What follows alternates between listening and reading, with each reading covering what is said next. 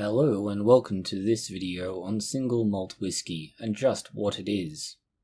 Whiskey is generally defined as a distilled product made from a fermented grain mash, similar in composition to beer. Scotch whiskey is made in Scotland, Irish whiskey in Ireland, and so on. Different varieties of whiskey are made from different grains, which includes barley, corn, rye, and wheat. This distillate is aged in oak barrels, and typically has 40% alcohol by volume. Within the wider grouping of whiskies, there is what is known as a blended malt whiskey. These were formerly known as vatted malts. They contain a blend of single malts from 2 or more distilleries. A number of companies use this to create their own particular version of whiskey. These often have specific characteristics. This could be peat flavors, particular sweetness, and more. Often they are choosing to focus on one particular element and enhance that. Then you have your blended grain whiskies. These are made by combining multiple different distillates from different distilleries to focus on a particular flavor. And then finally there is blended whiskey alone. This is what many of you would think of if you heard the word blended whiskey, and they make up the majority of the market. In fact, 90% of the market is covered under this category. They are generally a combination of both malt whiskies and grain whiskies, all produced in different distilleries. Common brands include things like Johnnie Walker and Chivas Regal. This is the broad background against which you can compare a single malt whiskey, whether that's Scotch whiskey, Irish whiskey, or more. This summary is necessary to understand how a single malt Scotch or whiskey compares, as it is a specific subcategory of whiskey, and in the case of Scotch whiskey, made in Scotland. Like the others, Scotch whiskey is made from a mash of barley and other grains. The malt is often heated with peat. This imparts a distinctive aroma and taste. Like other whiskies, it must be distilled, which is done in a pot still. This is then aged in oak barrels in Scotland for at least 3 years. Single malt whiskey builds on this definition, which can be extrapolated to other whiskies. The malt element indicates that the whiskey is distilled from malted barley.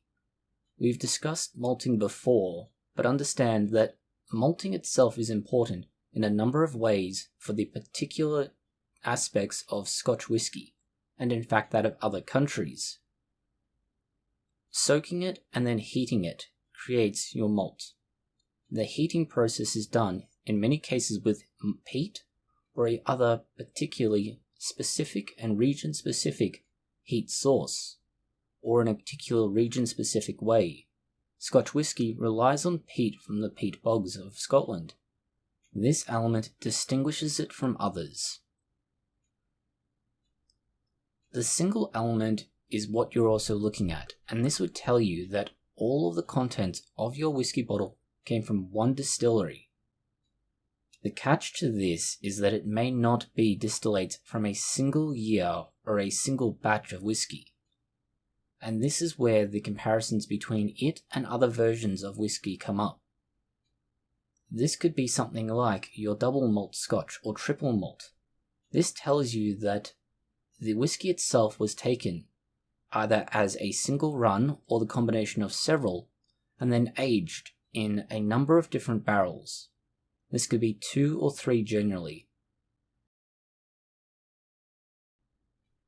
This means that if you have a single distillery's run put into a single bottle, you have a single malt whiskey. If it was put into multiple barrels to give it that flavor, that would be a double whiskey, and so on. The term itself is not used as frequently anymore. Rather, something like double wood or triple wood is used. Bear in mind that only 10% of the market for whiskey is defined as a single malt.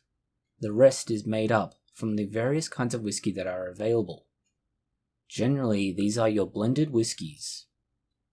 The important distinction between these is whether or not it comes from a single distillery, and whether or not they have combined it with other flavouring.